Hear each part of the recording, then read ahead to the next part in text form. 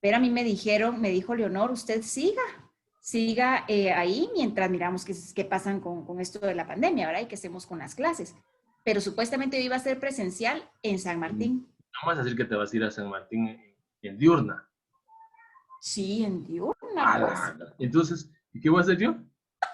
Solito, Dani. No, pero ahí miramos cómo vamos, sí, porque es cierto.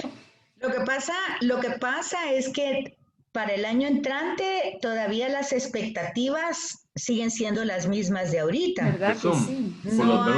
No hay ninguna idea de que la pandemia se vaya terminando ni nada, aunque la universidad y todo pareciera que ya quisiera hacerlo mixto, pues una parte presencial y una parte pues virtual. El hecho es que yo considero que va a seguir siendo virtual. Imagínate que nos pongan mixtos. Vos vas una semana, yo voy la otra. Porque lo que yo estoy viendo es que en otros lugares, cuando las universidades y los colegios se abrieron, pues la gente empezó a enfermarse. Entonces fue lo mismo porque la gente no iba. Entonces no está yendo. Entonces, pues, no sé, habrá que ver, pero por el... Habrá que esperar. Está bien. Pero es cierto, así como dice Daniel, el 50% va a ser presencial y el 50% virtual. Entonces, solo una y una, ¿verdad, Daniel? Cabal, nos turnamos ahí, ¿quién de los dos? No sé si los esposos van a seguir, vos no te han comentado nada. Sí. No se han conectado, fíjese, Betsy. No se han conectado. Una clase en la universidad, al parecer, entonces cabal es hoy lunes. Sí, yo ya le había dicho a Tita que ellos no se habían conectado. Casi no, yo creo que solo una o dos veces o nunca. La verdad es que no lo recuerdo. La única opción que tenemos es llevarnos a Laura entonces. Ya que está Laura ahí, apareció. Ahí está Laura. Ah, bueno. Ya apareció Laura. Para presencial. Cabal. No. Laura es virtual. Sí. Pero también casi solo es ella la que se conecta. Bueno, vamos a empezar porque le decía a Daniel de que es casi que vamos a abarcar hoy 130 páginas. Porque, ya la asustó. Sí, porque lo que pasa es de que es mucho material y solo tenemos 3 clases. Entonces hoy tengo que terminar Salmos así rapidito en vuelo de pájaro, así solo para que ustedes tengan idea y lean. Y luego los demás que nos quedan de los libros poéticos sapienciales, tendré que ir de 2 en 2 para terminar en las clases que quedan, ¿verdad? Que prácticamente lo que estamos diciendo, 3 clases, ¿verdad? Entonces, el otro librito. Hoy tenemos el otro librito, libros poéticos y sapienciales. Y básicamente lo que tenemos que entender es cómo se entiende la sabiduría o qué es la sabiduría. Y entonces en el primer párrafo encontramos, dice, una primera aproximación se puede afirmar que, pongan atención, en su esencia es el arte de saber vivir rectamente, haciendo el bien y evitando el mal. Fíjense cómo no tiene ninguna acepción espiritual, sino que desen cuenta en qué consiste. Arte de saber vivir, o sea, tiene que ver con la práctica. Entonces luego tenemos aquí que dice que la sabiduría en consecuencia no era percibida por los sabios de Israel como un conocimiento meramente teórico, o sea, no era coincidida así, ¿verdad? No era percibida como un conocimiento meramente teórico, como un conjunto de principios abstractos que la inteligencia debía descubrir. Otra vez, ojo aquí, sino un modo de vida, o si se prefiere, una realidad que implicaba una manera determinada de conducir la propia existencia. Entonces veamos, arte de vivir rectamente haciendo el bien y evitando el mal, conduciendo de una manera determinada la propia existencia. Ahí vamos aumentando el concepto, ¿verdad? Y luego dice, en esa óptica entra necesariamente el aspecto ético religioso, ¿verdad? Sin embargo, ustedes se van a dar cuenta que una persona, o me dicen ustedes, podría tener cierta sensibilidad o cierta sabiduría sin ser religiosa. ¿Qué dicen ustedes? No estamos hablando bajo este punto de vista, ¿verdad? O sea, una persona que pueda llevar rectamente la vida haciendo el bien, evitando el mal, un poco dice no como con principios abstractos, sino una vida que sea una realidad que implicaba una manera determinada de conducir la propia existencia. ¿Eso se puede hacer sin ser una persona religiosa? Sí, ¿verdad, Laura? Sí. Sí se puede. Sí se puede. Tal vez sí puedo comentar. Yo conocí a una chinita, pero chinita viviendo en China, y le decía, ¿y ustedes en qué creen? ¿Verdad? Entonces me dice, yo no creo en nada, pero mis papás y aquí como vivimos es haciendo el bien. Entonces no podemos hacerle nada mal al prójimo, sino que esa es nuestra forma de vivir, ¿verdad? Y eso, y no es una persona ni religiosa ni creía en nada, porque así me dice, yo no creo en nada, creemos en nosotros mismos y en hacer el bien. Pero no es tan cierto eso, no es tan cierto, porque aunque sea en el karma, sí creen. O sea, sí hay unas creencias. O sea, decir, no hago el mal porque me regresa. Ya esa es una creencia. No tendrá que ver con una religión, o sí, porque de alguna manera tiene que ver con el hinduismo y el budismo, ¿verdad? Pero ya es una creencia. Que aunque ella no la tomara en religiosa, porque digamos que no asiste o no tiene una práctica cultural o algo así, pero sí tiene una idea de que si hago el mal, me regresa el mal. Es más una creencia espiritual que religiosa. Pero es lo que les estaba diciendo anteriormente. Des en cuenta que aquí la palabra espiritual no aparece. No aparece la palabra espiritual porque dice, es el arte de saber vivir. O sea, tiene que ver con las relaciones humanas, de hacer el bien evitando el mal. Y dice, de alguna manera, conducir, de tener una manera determinada de conducir la propia existencia. ¿Verdad? Como principios morales, entonces. Fíjese que no, yo no las consideré, bueno, pues mi opinión, ahí sí es mi opinión personal, no lo sé, pero yo considero de que la parte es un poquito en el sentido existencial, en el sentido de observancia de la realidad, de la naturaleza, de una serie de observaciones que se dan.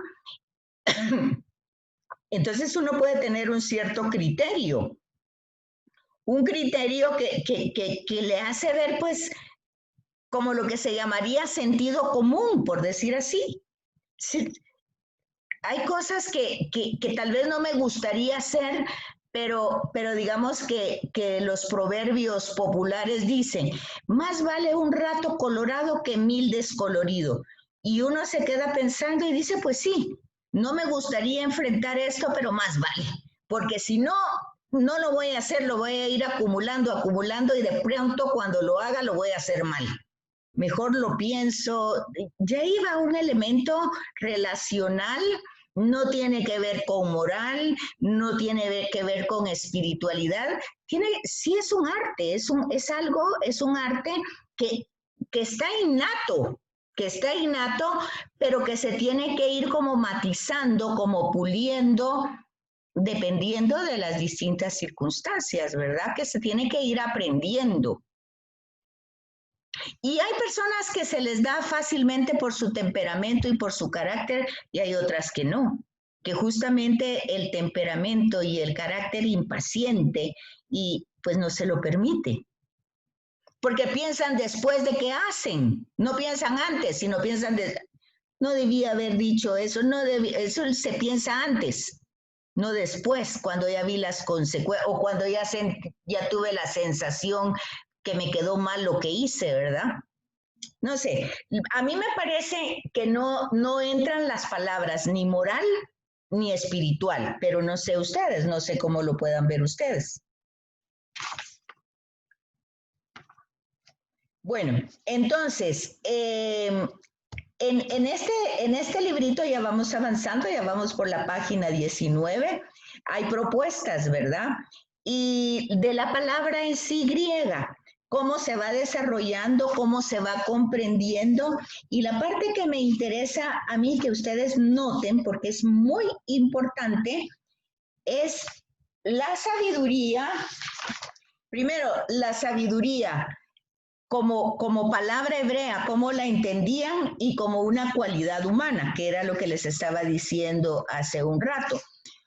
Pero hay que darse cuenta de que esta sabiduría, es esta forma de pensar o de vivir de Israel, tiene un contexto histórico-cultural. O sea, hay que saber, se recuerdan que vimos los profetas y en los profetas vimos que el mensaje del profeta tenía que ver con circunstancias históricas concretas. Y esas circunstancias históricas concretas eran simplemente imperios muy fuertes que querían dominar otros lugares, otras naciones, y que lamentablemente, ya sea por lamentación o no sé por qué otra cosa, Israel estaba en medio de esos caminos. Entonces, toda esa situación hace que Israel esté con una cultura muy rica, porque primero estuvo muchos años o muchos siglos en Egipto. Entonces ahí había una sabiduría, había una cultura, había una manera de pensar, una manera de vivir. Luego sale de Egipto y está por toda la parte, digamos, del desierto, pero ahí hay nómadas, no es que pase él totalmente pues aislado, sin relaciones. Y luego entra en la parte del Mediterráneo, Canaán, y entonces ahí hay otro tipo de riqueza. Y luego tenemos la parte esta del Mediterráneo en los Países Bajos, que aquí se los nombran, por ejemplo, Babilonia, el mundo egipcio, el territorio de Canaán, el mundo árabe. Eso lo tienen en el inciso A de la página 31. Entonces, conviene observar estos textos y darse cuenta que toda esa sabiduría de todo alrededor, Israel ha sido impregnada de esa sabiduría. Entonces, en la parte superior de la página 31 dice, la literatura sapiencial relacionada de modo más inmediato con Israel nace en el contexto sociocultural del Próximo Oriente. Si me lo comprenden, ¿verdad? Es lo que les acabo de decir. En la franja de territorio que comprende la inmensa región que va desde Mesopotamia a Egipto. A ella es menester referirse, oigan esto, es muy importante referirse a este contexto histórico-cultural para entender los enlaces y las trayectorias temáticas de la literatura sapiencial en general y en concreto poder resaltar las peculiaridades teológicas y literarias de la sabiduría bíblica y por ende comprender perfectamente a los profetas. O sea que estos libros que vamos a ver van a iluminar todo el tema del profetismo, porque básicamente ellos están impregnados de esta sabiduría, ¿verdad? Y entonces es muy importante. Acuérdense que el único trabajo que yo les he pedido es que lean la introducción de cada libro y que busquen el contexto histórico que les dice en su Biblia. ¿Por qué en su Biblia? Pues para que vean que no es invención de nada, está ahí metido, ahí está dentro en la Biblia. Entonces, para que vean eso, que vean cuál es el contexto literario y darse cuenta de esos dos, sale entonces una teología, o sea, una interpretación de esos hechos. Eso es bien importante tomarlo en cuenta. ¿Para qué? Para no hacer decir al texto lo que el texto no está diciendo. Y para leer el texto desde su contexto histórico. Es decir, ¿qué es lo que estamos aprendiendo cuando vimos profetas y estamos viendo ahorita? Sapienciales. Estamos viendo que cada texto se escribió en un hecho concreto, o sea, había una razón para escribirlo, habían circunstancias. Y esa palabra, porque no fue un escrito, era una palabra hablada, iba a iluminar esa circunstancia, ese momento. Eso no lo debemos perder. Eso es lo que más tenemos que tener claro cuando leemos cualquier episodio, incluso de Jesús. Porque si no, no comprendemos a Jesús tampoco. Y tampoco comprendemos la celebración eucarística. ¿Por qué? Porque la celebración eucarística está centrada en 4 lecturas y cada lectura tiene su contexto. Pero en ese contexto histórico hay un hilo que las va uniendo y entonces va teniendo la finalidad de que usted ya formada bíblicamente, usted entienda que el contexto histórico de los profetas fue, como digo yo, iluminado por la sabiduría de Israel, que es una sabiduría procesada a través del tiempo y que luego Pablo la aplica en otra época totalmente distinta y Jesús la vive de una manera y luego nosotros la estamos leyendo para aplicarla en nuestra historia. Ese sería el objetivo, no hay otro.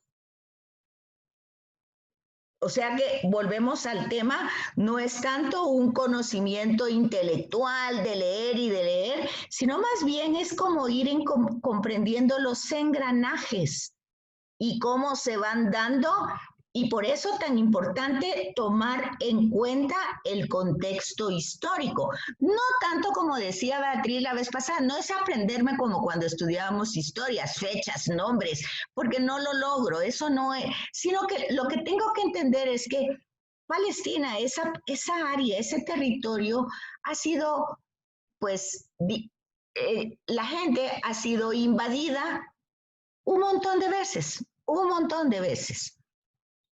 Y luego se han ido al exilio, o sea, se quedó con otro tipo de gente, ni siquiera con ellos, otro tiempo también.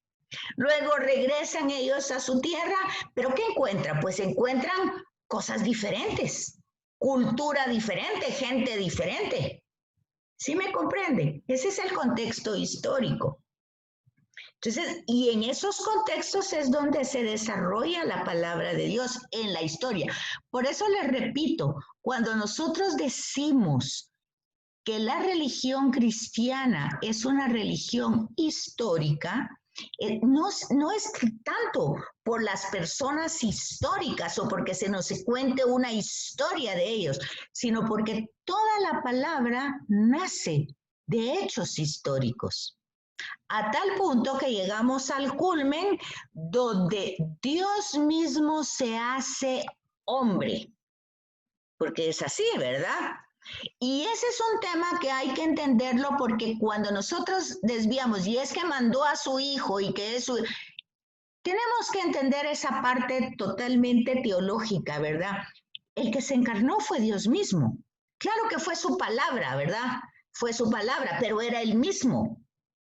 Porque la palabra no está fuera de la persona, es la misma. O sea, mi palabra, si es verdadera, sale de la misma esencia. Pero como es Dios, esa misma palabra se encarnó. O sea, es el mismo. Y su espíritu no es también aparte, sino es esa relación de la palabra con él, y entonces está totalmente entrelazada. ¿Sí se fijan? Entonces es muy importante comprender toda esa sabiduría que se viene desarrollando extrabíblicamente. Es decir, pasan procesos muy largos. Primero fueron orales, primero fueron todas las creencias de Egipto, la tienen en la página 32, que es muy interesante que lo lean. Después está toda la cultura mesopotámica, que ellos estuvieron andando por ahí, por el mundo babilónico y todo eso. Después está la tierra de Canaán, a donde ellos entran, que tienen toda una cultura diferente. Ellos venían como nómadas del desierto y ahí encontramos a una gente agrícola, totalmente rica pues en agricultura. Todo eso es una forma de vivir distinta y una manera de comprender. Eso es muy fácil entenderlo con el Padre Nuestro. Cómo en ese momento nómada y ya luego en el tiempo de Jesús, la gente en un ambiente árido donde el alimento y la lluvia, porque la lluvia tiene que ver con el alimento, si no hay lluvia, si no hay agua, no hay vida. Entonces, y es un lugar árido. Vean ustedes el sentido de danos el pan de cada día. Ajá, hoy que tenemos la refrigeradora llena ni se nos ocurre. Porque hoy no tenemos ni que ir a cazar, ni que ir a sembrar, no tenemos que hacer eso, solo hay que ir al súper. Entonces vean ustedes que es una mentalidad diferente. Pero eso no significa que la humanidad no haya llevado esos procesos a lo largo de la historia. Porque no siempre estuvo PriceMart o Walmart o cosas así. Tenían que ir a cazar. ¿O no? Y luego, ¿qué pasaba? ¿Qué pasaba con lo que cazaban? No se lo podían comer en el mismo día todo junto. Si era un león, ¿cómo se iban a comer un león entero, una familia? Tenían que compartirlo. Ahí viene el trueque, ¿verdad? Yo doy esto y me dan... Vean cómo se van formando. Todo eso es la humanidad desarrollándose a lo largo de la historia. Pero bueno, esa es la riqueza de la escritura. No solo nos va dando perspectivas religiosas, nos va dando perspectivas humanas, perspectivas de cultura, perspectivas de cultos, de prácticas, de cómo el ser humano pues ha sido religioso desde siempre, por lo que ustedes quieran, pero siempre ha tenido una intuición de no estar solo en el cosmos, por lo menos como intuición. Y entonces, por eso busca los lugares altos, por eso se asombra con los ríos. Todo eso viene de las manifestaciones, ¿verdad? Entonces, darse cuenta que, por ejemplo, que, hay lugares, y ahí mismo en Israel, y no solo ahí, en otros lados del mundo, donde por elementos y todo eso hay hay muchas tempestades. Imagínense. Entonces era un hombre que no entendía nada al principio, miraba eso y tenía que pensar que alguien más grande que él, pues, o estaba enojado, y aquella sensación de pánico, ¿verdad? Fíjense que eso es tan interesante, que darse cuenta que donde Jesús pregunta, ¿se acuerdan? Que Jesús en el Evangelio de Marcos lleva a su grupo de apóstoles a Cesarea de Filipo, y ahí pregunta a sus apóstoles, ¿quién dice la gente que soy yo? Pero Cesarea de Filipo, ahí es una tierra pagana, y el culto más importante de ese lugar es al dios Pan. Y de esa palabra pan viene la palabra pánico. ¿Y qué es eso? Pues es justamente el miedo, el temor, que le doy culto a una divinidad para que no me pase nada malo, ¿verdad? Esa práctica sigue hoy, de otra forma, pero sigue hoy. No de esa manera tan arcaica, por decir así, pero eso sigue. Si no des en cuenta ustedes que cuando la gente más miedo tiene es cuando más reza. Cuando está bien no está rezando. Entonces, es la misma situación, pero lo importante es el hecho que Jesús pregunta ahí. Fíjense cómo el contexto histórico y geográfico le da un gran impulso a esa pregunta. Cuando Pedro responde, tú eres el Hijo de Dios vivo.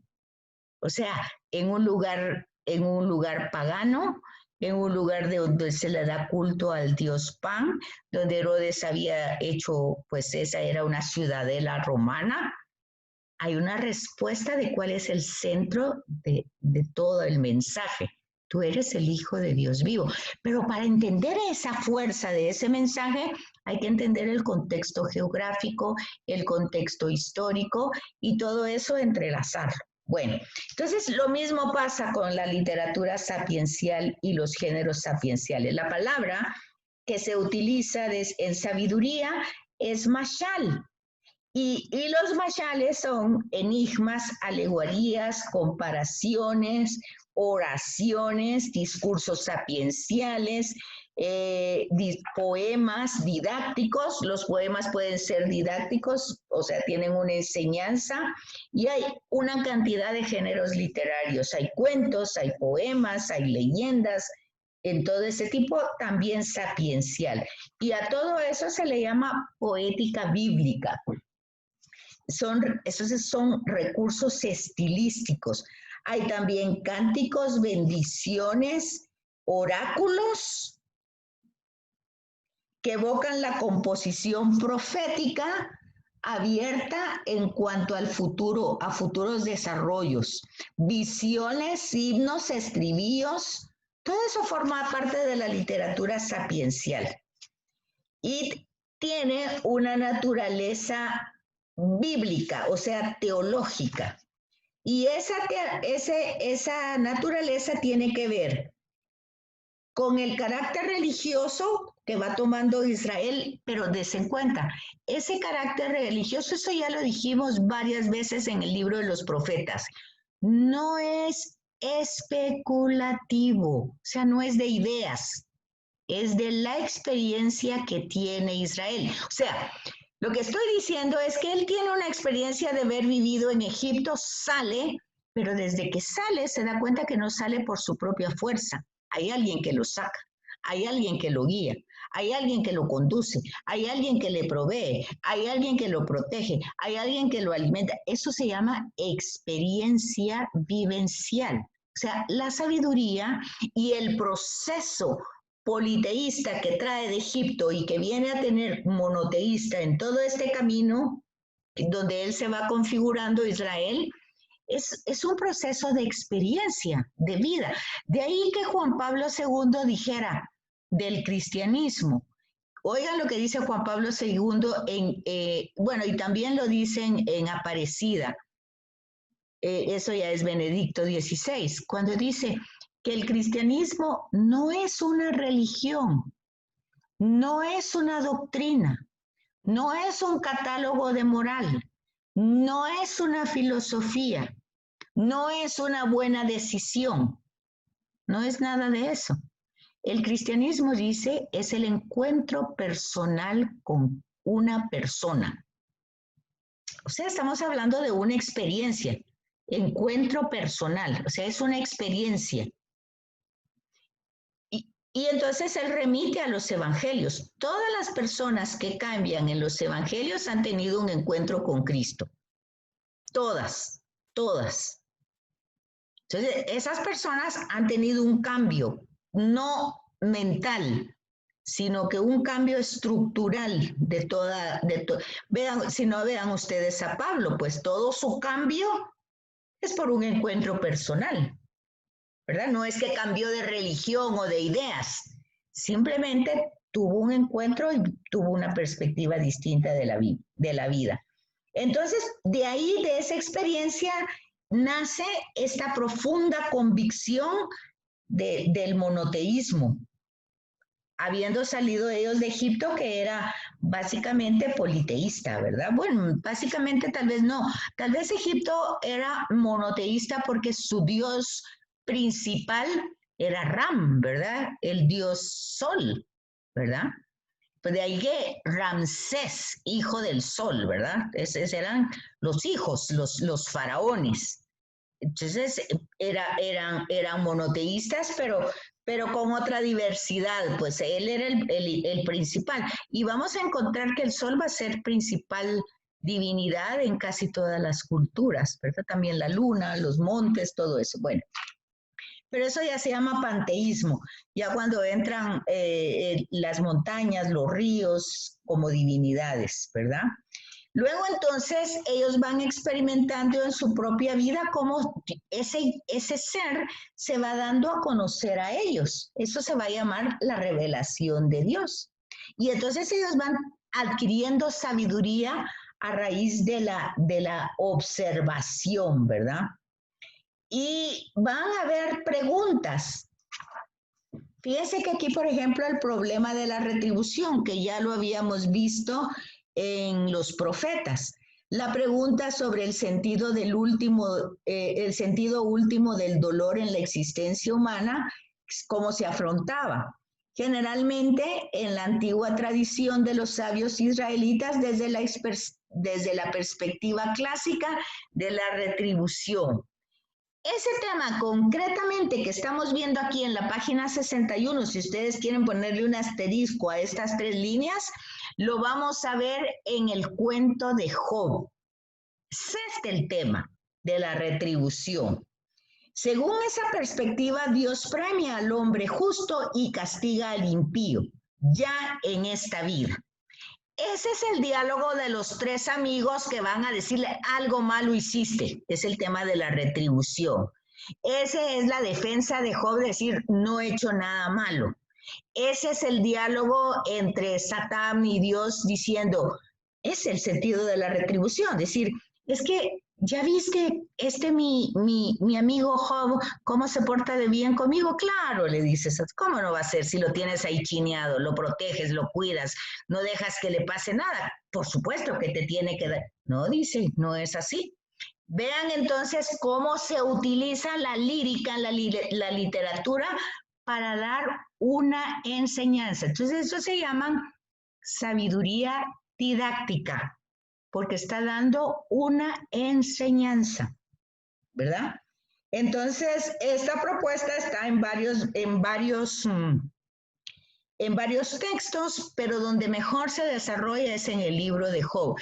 Pero lo interesante de Job es que por más que Job haya sido una buena persona, aquí viene el tema, que ser cristiano tampoco se trata de ser buena persona. Porque resulta que aquí, al final, en el capítulo 48, Job tiene una declaración después de que habla Yahvé. Dice, bueno, al final, tanto que me estás cuestionando, le dice Dios a Job, ¿dónde estabas cuando yo hice el sol, la luz? ¿Dónde estabas? ¿Quién eras tú? Bueno, y oye todo un relato de Yahvé, y Job queda totalmente mudo, ¿verdad? Pero del impacto. Y ya cuando puede hablar dice, verdaderamente te conocía solo de oídas. Ahí está toda la sabiduría. Por más que nosotros podamos ser la Madre Teresa de Calcuta, es solo de oídas. Solo de oídas. Porque nosotros en nuestra capacidad no está el podernos salvar. Y al final de cuentas siempre va a ser nuestro aporte, siempre va a ser un don de Dios. Siempre lo que va a decir Pablo, si he de gloriarme en algo, ha de ser en Cristo el Señor y crucificado. ¿Por qué crucificado? Porque ahí es donde fue crucificado todo mi pecado, todo mi mal, todo lo positivo que yo pueda hacer es gracias a ese mérito. Pero vean cómo para entender una cosa